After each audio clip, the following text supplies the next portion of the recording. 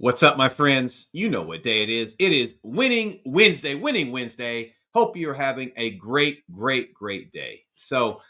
Today I am coming to us to talk about something that I call the old school is is once again in vogue and new. Right? What's old is new.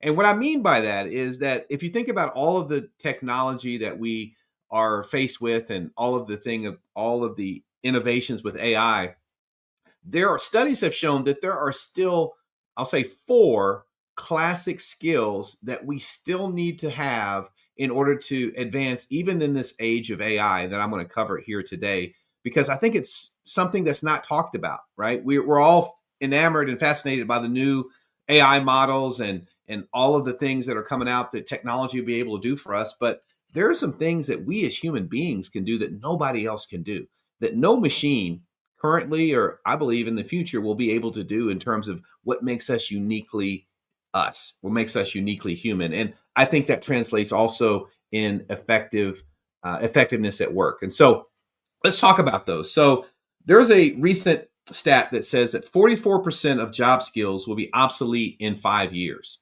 So if you think about that, much of that means that the knowledge work that we do today, the accounting and technical rules and a number of engineering and a lot of the knowledge work in mathematics and other places can be obtained fairly easily and cheaply by AI technology, and it's getting more and more advanced. And so some of those skills that we have been paid for, and I remember when I first started, I was an accounting major, and I was started out as an accountant and an auditor, and a lot of the stuff that I did way back then is completely automated today, right? But we still have auditors, don't we? And so that means that there's a shift in what the professions in these areas would have to do, and that's what we're going to talk about today. So the first one is, in terms of key skills, is analytical thinking. And we've talked about analytical thinking before. Is how do you approach problems differently? There's always those things that in people in organizations that say this is how we've always done it, but we can't approach things that way. How can we reimagine how we solve problems? Number two is adaptability.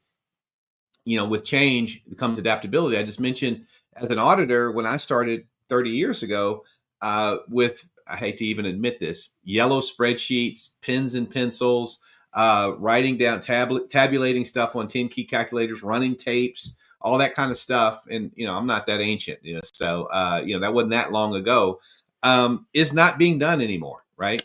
And so all of that is automated. But what has changed is, how do I adapt as a accountant, as an attorney, as a risk professional, as a engineer, as a scientist? How can I leverage these tools to make what I do more effective and be adaptable? Creative thinking is number three. Again, finding new ways to solve old problems. I think we never get paid. I tell people this all the time. We never get paid what we're worth. We get paid by the value that we bring to the organization, right? What problems are we solving? What value are we delivering? And can we do that in a creative way? And then number four is leadership.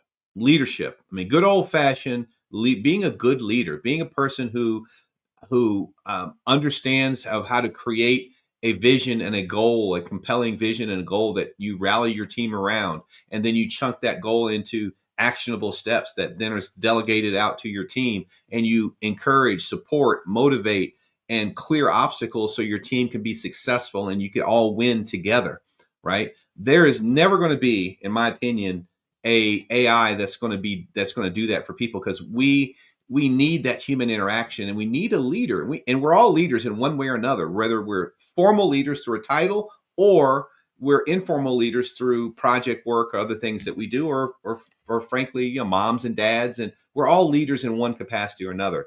So having an ability to work with people, to help them see, to perform greater than themselves, right? That's what coaches and teachers and leaders do. So that's number four. And then number five, I can't end this without stating the obvious, in that we also need to learn AI tech skills, right? We need to understand how what the use cases are that we can use in AI to make our jobs better. I don't know if you could see this picture behind me of this typewriter, this old school typewriter.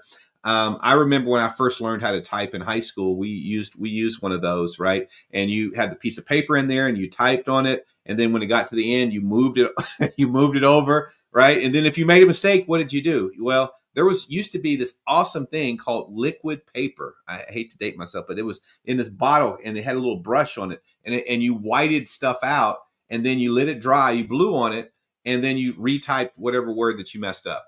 Now I know that sounds ancient and archaic, but that's how it used to be not too long ago.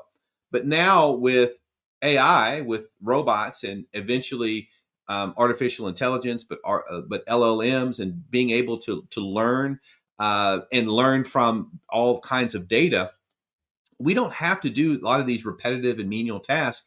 And I believe that this is a transformation for us to be able to do creative projects, to find use cases to allow AI to do those repetitive and data crunching tasks so that we can really unleash our creativity and innovation. So that's my belief. I'm not as scared of the AI takeover. I think that right now it's our job to really learn the tools and learn what use cases would work most effectively for what we do. So I hope this has been helpful to you.